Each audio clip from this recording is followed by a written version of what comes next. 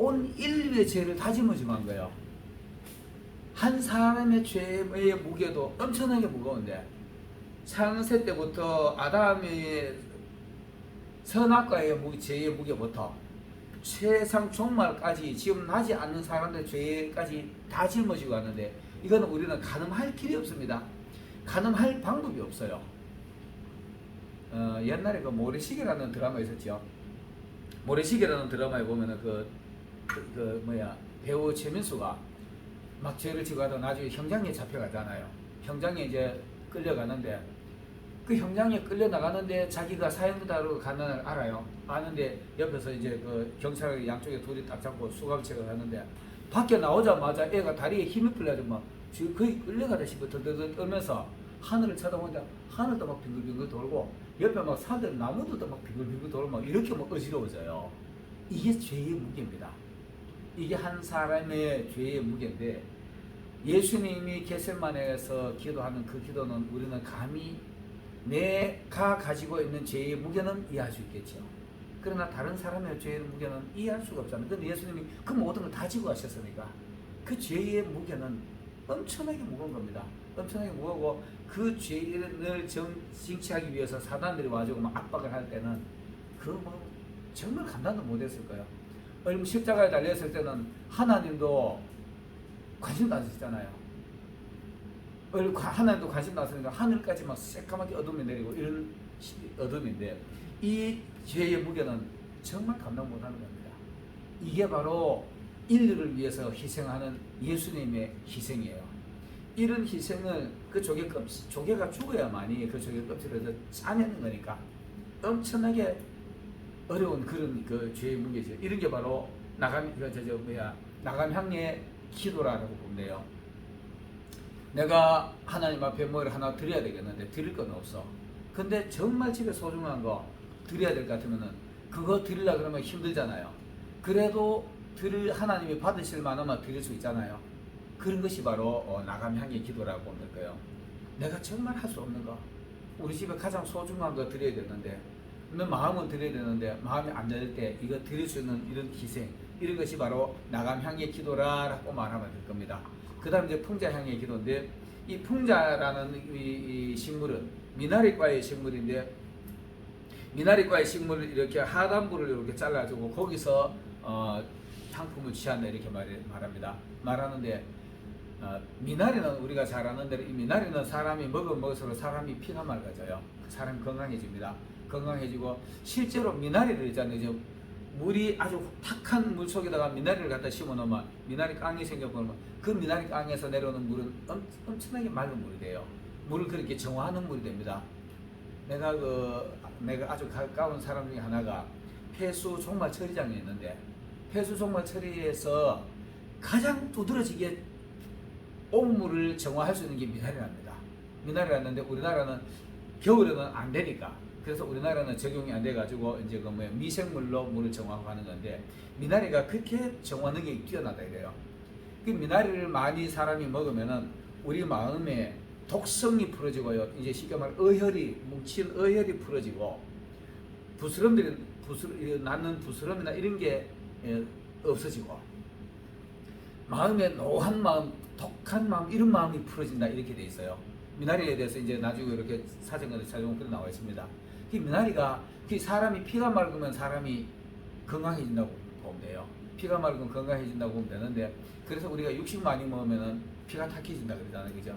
피가 탁해지면 사람이 성격이 와일해진답니다. 그래서 미나리를 많이 먹는 게 좋다 이렇게 말합니다. 그래서 고기를 먹을 때는 고기에 하나님이 쓴나물을 같이 먹으라고 그러잖아요. 쓴나물이 다 그런 의미입니다. 이것도 이제 향이니까 기도로 해석을 하는 것 같으면은 이런 기도는 어떻게 하느냐. 어제 어떤 사람하고 가지고 괜시한 막 시비 걸려가지고 내 마음이 텁텁해서 걸걸해졌어.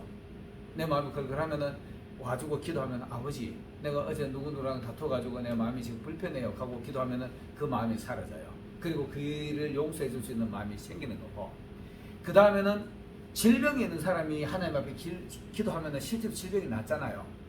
이게 바로 풍자향의 기도다.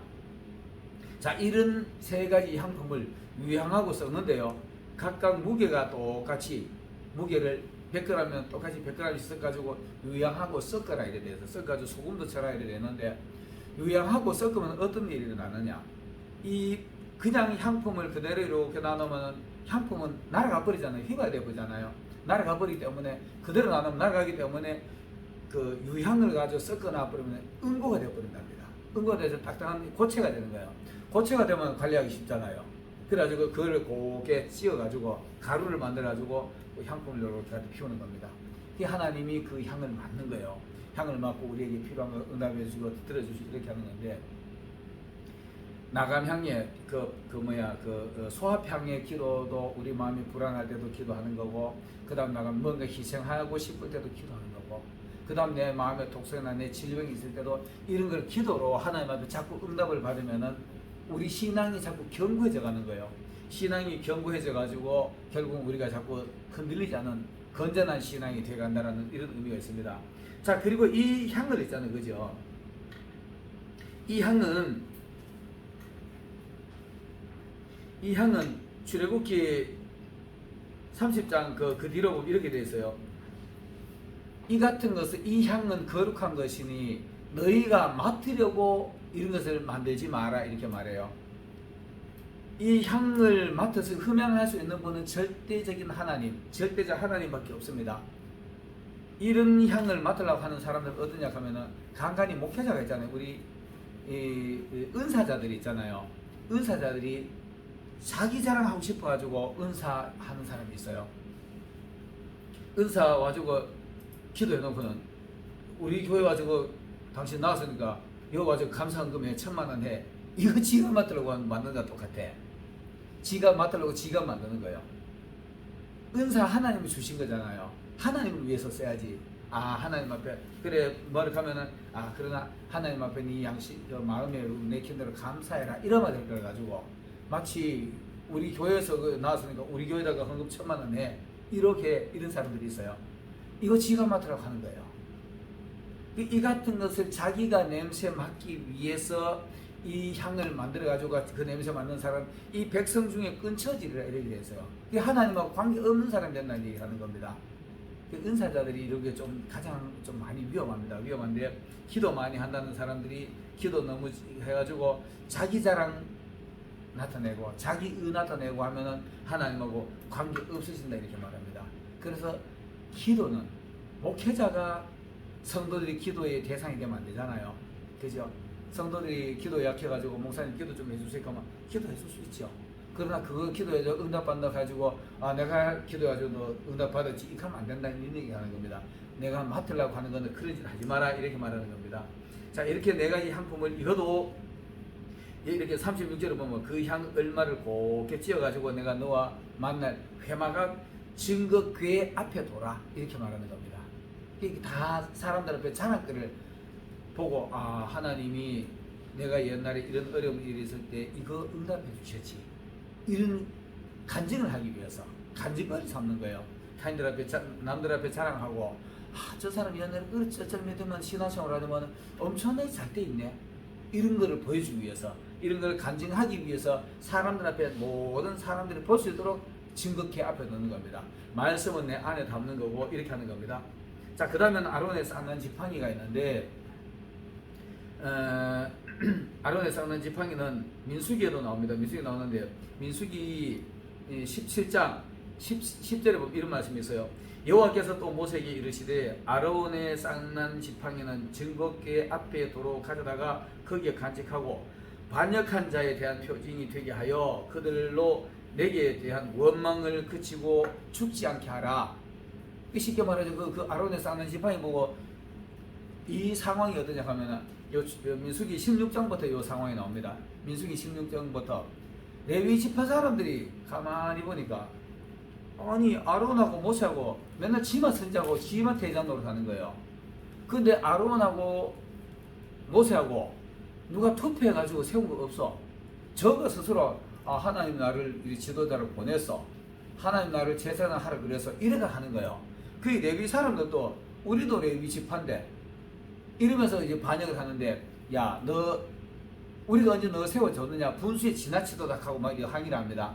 항의를 할 때 하나님이 그때 뭐 막 땅이 갈라져가지고 막 빠지기도 하고 향로를 가지고 막 잘못했다고 빌기도 하고 향로가 쏟아지고 사람들이 연병이 나가지고 막 죽고 이러는데 그 다음에 17장에 와가지고 이제 그 하는데 이 사람들이 그러고도 또 불평을 해요. 어떻게 너희들만 지도자냐 이렇게 불평을 하니까 그때 하나님이 야 전부 다 지도자들 다 하나씩 앞에 나오라 그래라. 각 지파마다 두령 하나씩 나와주고 지팡이 하나씩 만들어가 깎아 만들어 오라 그래라. 빈 마름 지팡이 하나씩 다 가져왔어요. 가져와서 지팡이 다 가져와주고 모세 내가져와주고 모세가 그 지팡이를 하나님 법궤 앞에 갖다 놨어. 갖다 놓고 내일 아침에 하나님이 어떻게 응답하시는가 보자 이랬어요. 그리고 나서 그 다음날 아침에 모세가 집 그 안에 성막 안에 지성소 안에 그 법궤 앞에 가보니까 지팡이가 12개 있는데 다른 건 다 가만했는데 아론의 지팡이는 우미 나고 싹이 나고 꽃이 피고 열매가 맺어 있어.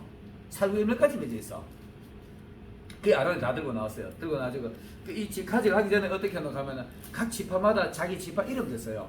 루벤 지파는 루벤이라는 이름 쓰고 유다는 레위는 없지. 레위는 없고 루벤 그다음 유다 뭐 시몬 이사갈 뭐 납달리 뭐 단 뭐 한참 스불론 베냐민 뭐 많잖아요. 요셉 지파 이름 많은데 각 지파 이름 썼는데 레위 지파에는 레위라고 쓰지 말고 아론이라 써라 이렇게 돼 있어요. 아론이라 써라 이렇게 돼 있어요. 이거 지도자를 얘기하는 겁니다. 지도자에 대한 권위를 얘기하는 거예요.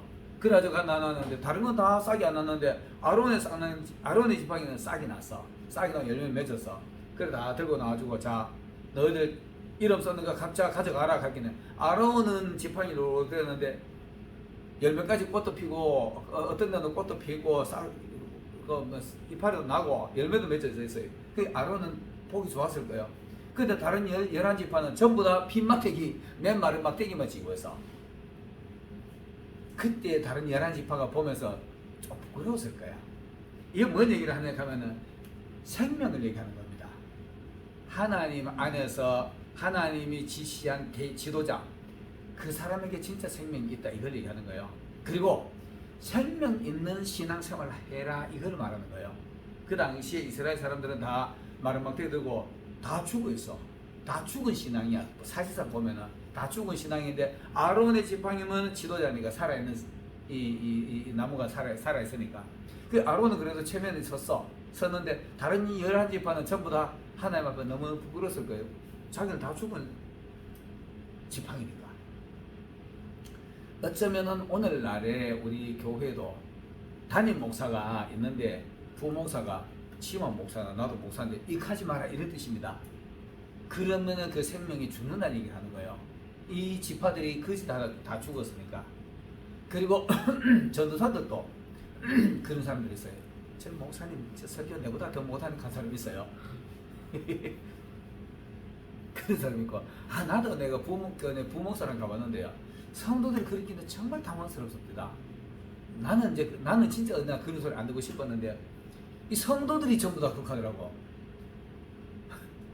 원목사보다가 부목사 설교가 낫네 이렇게 하더라니까요. 무슨 말을 그렇게 합니까? 그러지 마시라고 이렇게 하는데도 말을 그렇게 하더라고.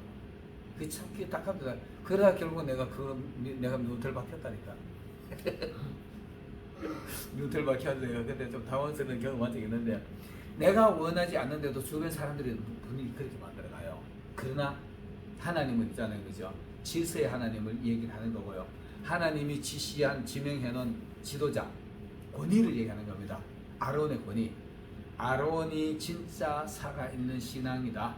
아론의 말을 듣고 너는 전부 다 그 불평하면 그렇게 신앙이 다 죽는다. 까불지 마라. 이거를 하기 위해서 그걸 보여주는 거예요. 그리고 다른 지파 11지파 막대기는 다 갖다 버려요. 다 갖다 버리는데 아론의 지팡이는 여기 다시 아론의 지팡이는 즐겁게 앞으로 도로 갖다 놔라. 그 도로 갖다 놓고 그거 들여다보고 아론의 권위 다시는 도전하지 말아야 되지. 아론 비평하지 말아야 되지. 그 비평하면 우리 다 죽으니까 그거 하지 말고 그거 넣는 거예요. 뭔 얘기냐 하면 오늘 이 법궤 앞에 증거물 3가지를 갖다 놓는데 그 증거물을 보면서 너희의 과거의 신앙, 앞으로 신앙의 모습을 살펴라 이런 의미를 얘기하는 겁니다. 만나를 보면서 우리 조상들은 광야에서 저 만나를 먹고 불평하다가 다 죽었지. 우리는 그 이 떡보다가는 이런 그 떡보다는 하나님의 어떤 그 말씀을 가지고 우리가 살아야지. 마태복음 4장에 보면 그런 말씀 있잖아요. 예수님이 40일 금식하고 난 뒤에 사단이 와가지고 네 떡 만들 권한 있으니까 네 가장 배고플 때 이 돌돌이 떡 만들어 먹을 수 있잖아. 만들어 먹으라 했기에 하나님의 입으로 나오는 모든 말씀으로 살리라.